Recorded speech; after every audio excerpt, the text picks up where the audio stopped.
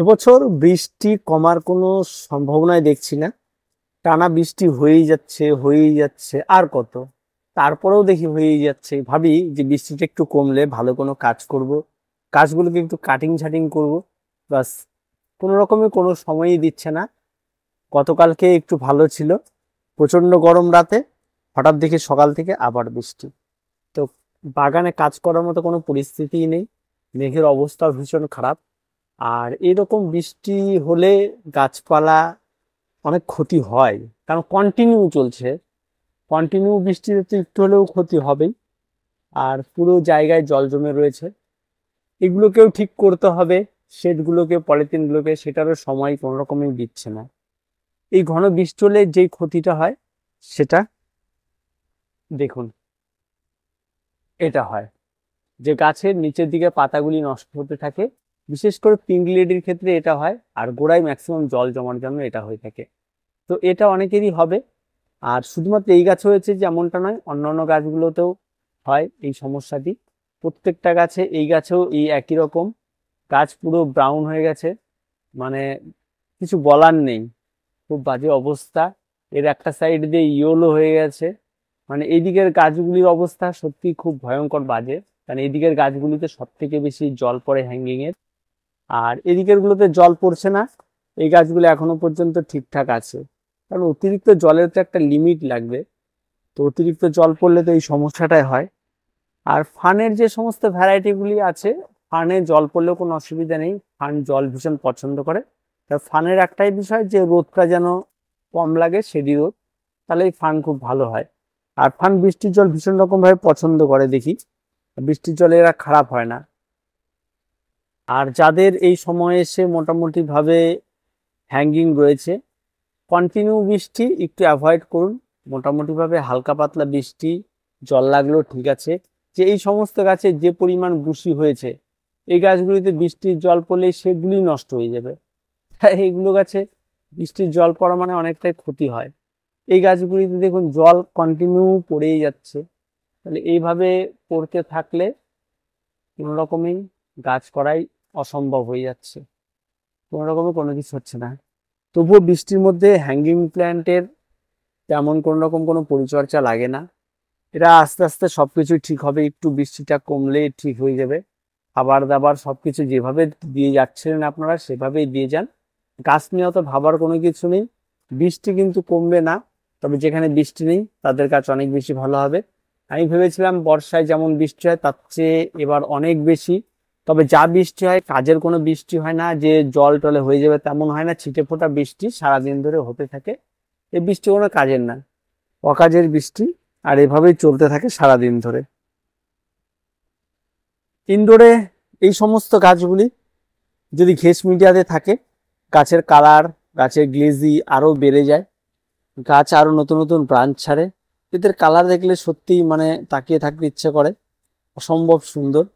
জায়গা নেই, দেখুন জায়গা নেই, এক ফোঁটা ফাঁকা নেই, একদম গিজগিজ করছে। আর দেখারও মানে কিছু বলার নেই। অ্যাগ্লোনিমাগুলি সত্যি ভীষণ ভালো লাগে এগুলি।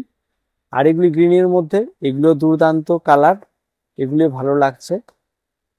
তো এত কিছুর পরেও দেখা যায় যে এই সমস্ত গাছগুলি, এই গাছটি দেখাতে চাইছিলাম, কারণ এই গাছটিকে যখন ডাল কেটেছিলাম অনেকেই বলেছিল যে গাছ আর বাঁচবে না।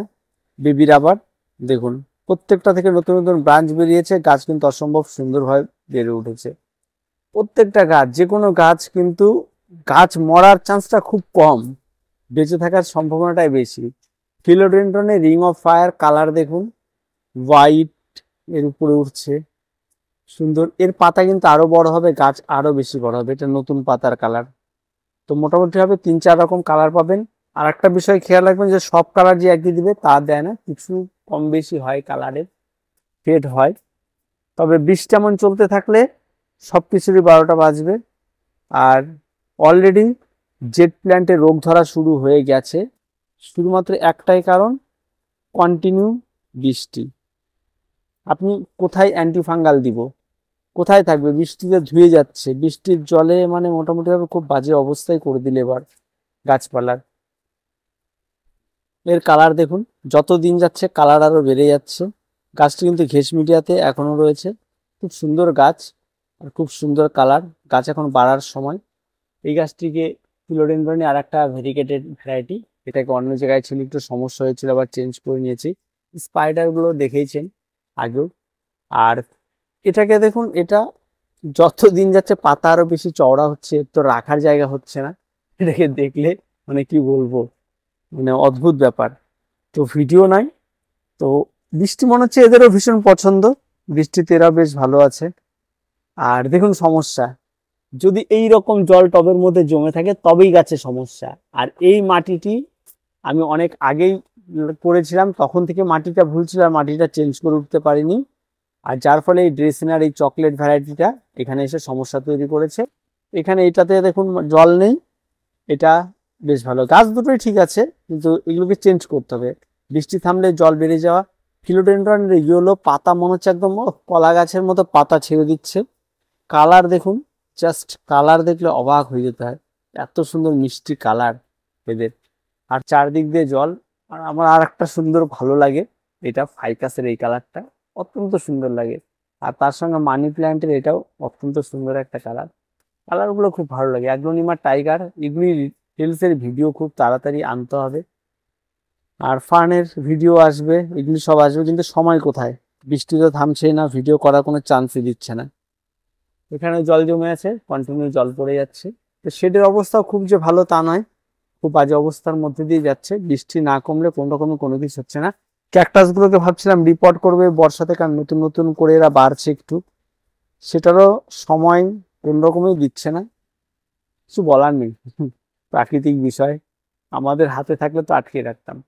তো আগামীতে মনে হচ্ছে এই শেড, এই পলিথিন এগুলো সব সরিয়ে দিতে হবে, এগুলো পুরো প্লাস্টিকের টিন দিতে হবে, তাছাড়া আর রাস্তা নেই। এইভাবে আর গাছ করা যাচ্ছে না, খুবই বাজে অবস্থা।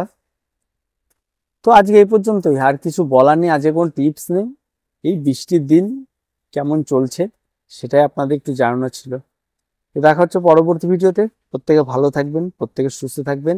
আর অ্যাগ্লোনিমা দেখুন, যদি কারো কোনো সমস্যা থাকে একটু কমেন্টে জানাবেন, পরবর্তীতে সমস্ত ডিটেলসে ভিডিও আপনাদের দিয়ে দিব।